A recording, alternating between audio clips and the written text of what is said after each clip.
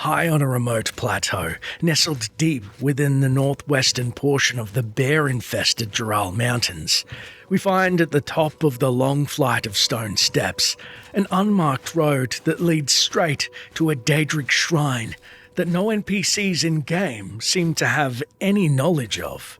We then encounter 3 worshippers praying to a hideous deity. This amorphous statue is by far the most disturbing and grotesque of all the Daedric princes, almost eluding description entirely. It depicts a rotund, bulbous mass with 4 scorpion-like claws, as well as several tentacles and eyeballs.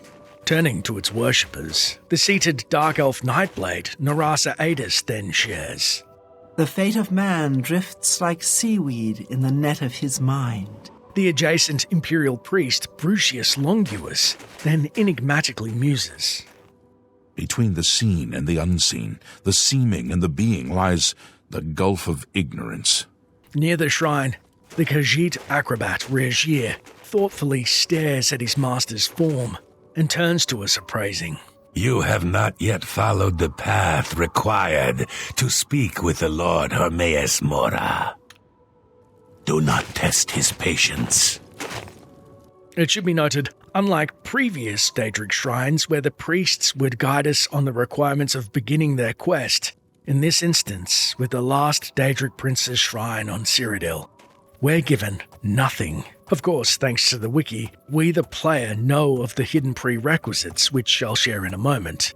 However, departing the shrine empty-handed, once we've met the invisible requirements and sleep, we're roused by an unknown figure. "You are summoned by the Lord Hermaeus Mora. He sees your path, as he sees all things. Make your way to his shrine." Summoned by Hermaeus Mora. Why? "Go to his shrine. See what lies ahead." As a quick aside, before we complete the other 14 Daedric quests, Imperial Mage Caster is located in Daedric Holding Pen. "What is it?" A cell containing him and 20 corrupted clone NPCs referenced by an earlier version of the Skull of Corruption script. "It's you. Hi."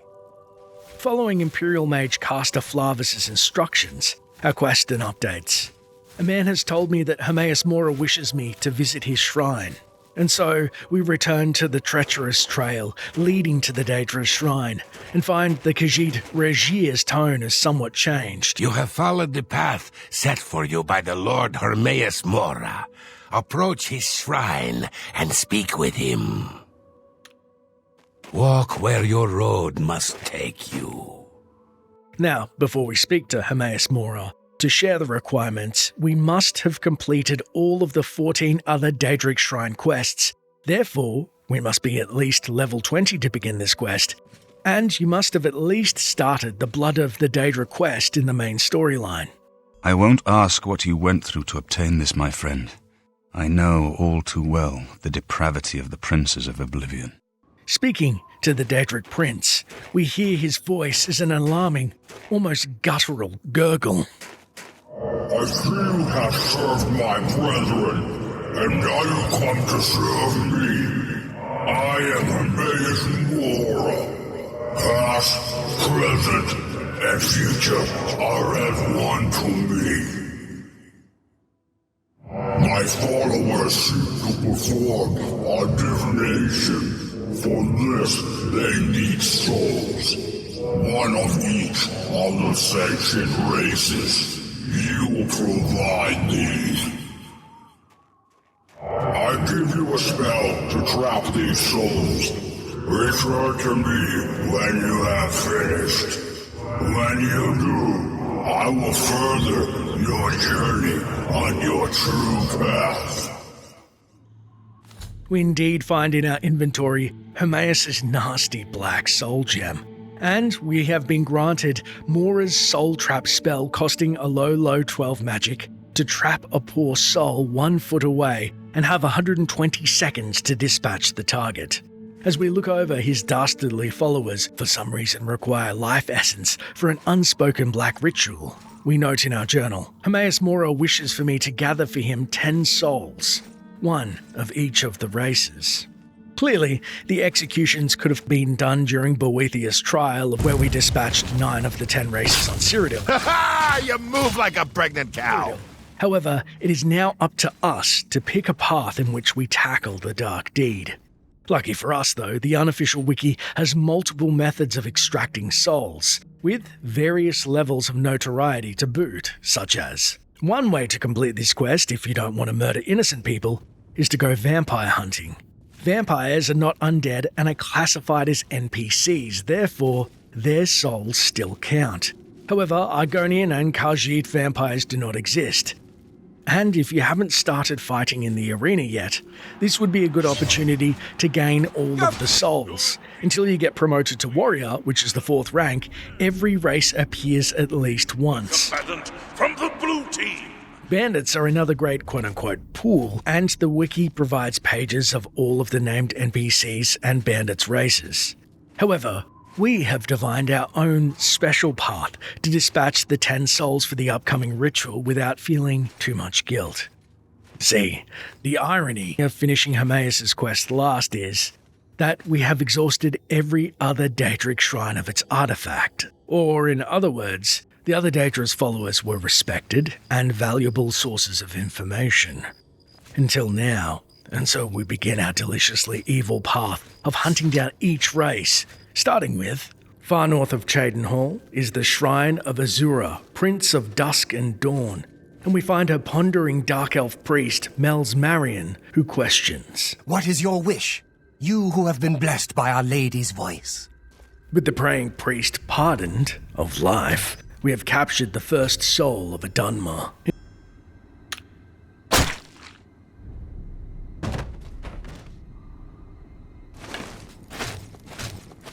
In the swampy marshes near Leowyn, we see fortune shines on the followers of Sheogorath, Prince of Madness, as he's said to be fond of the rain. And so we speak to his pantsless acolyte, the Breton Gregory Arn, who rambles. Bugs. Bugs everywhere, all over. Wonderful, tasty bugs. No time for you. Talk to Ravel. He doesn't like the bugs. Not even with mead. This is the part where you fall down and bleed to death. This ends here. The Wabberjack, making short work of the bug-obsessed Breton, we have successfully captured his soul.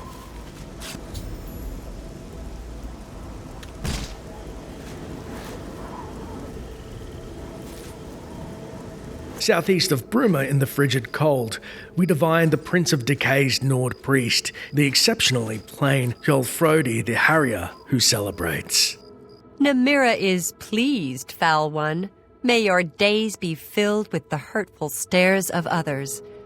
Dwell joyously in filth and squalor. The ring guides us all.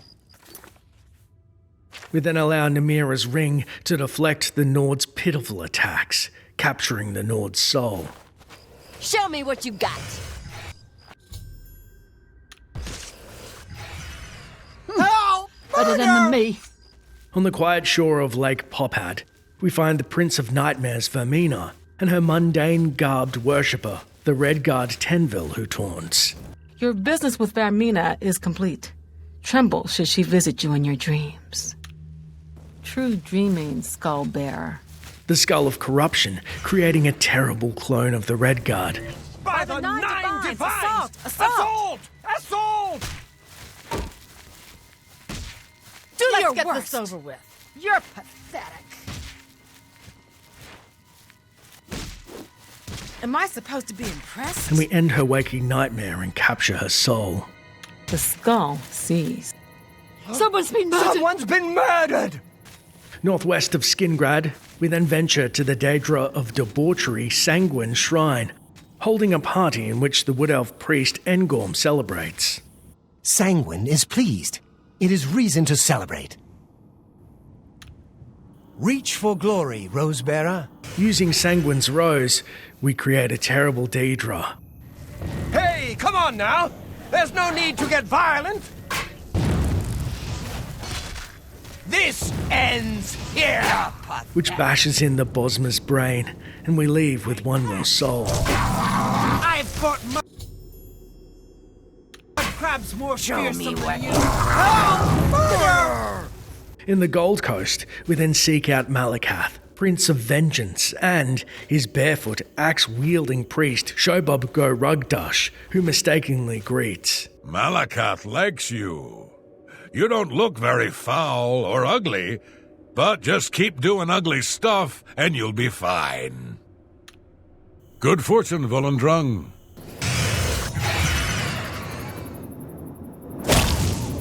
With the ugly deed done, we find we have successfully captured the soul of an orc.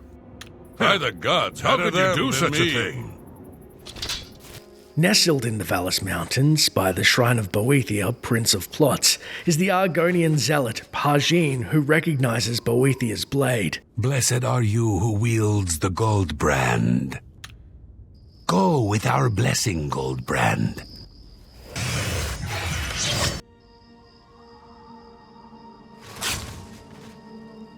Someone's been murdered. Murder!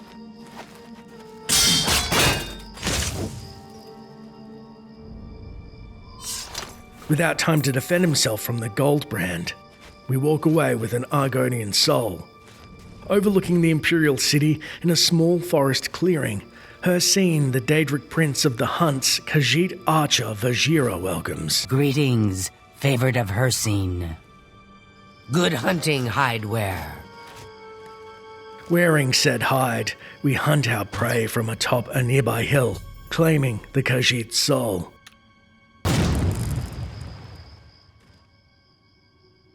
Across a bridge on the Panther River sits the watchful Prince of Order Periite, overlooking his recently regained flock, as his high elf devotee, Miri, muses. Our time must now be spent in prayer. Perfect order must be achieved. What's going on? There's a psychopath on the Someone's loose. being attacked! I fought mud crabs more fearsome than you. I fought mud crabs more fearsome than you. me down! Show me what you die, Imperial. Die, cur! Die, Imperial! Or Here. you fall down and bleed and die. Someone's been murdered!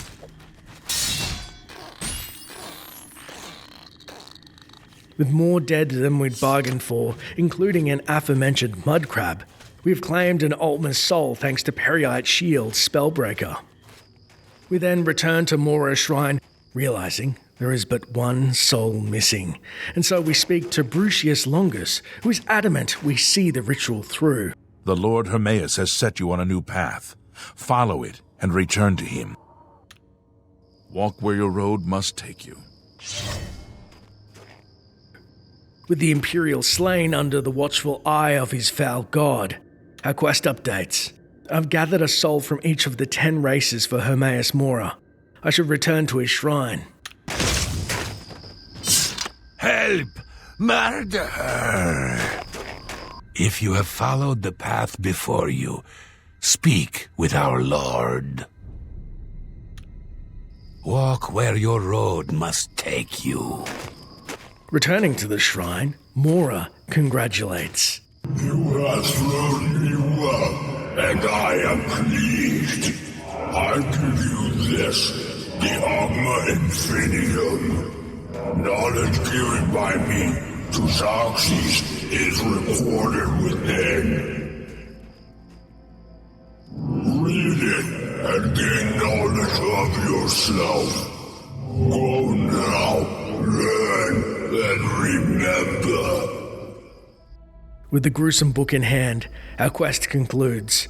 Hermaeus Mora was pleased with the souls I brought him.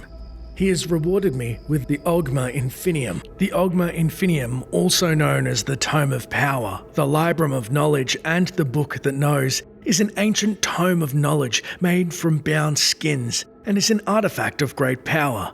It is said to be written by Xerxes, the scribe of Auriel, and the knowledge within the tome grants the reader access to the artifact's energy, which can be manipulated to achieve near demigod abilities.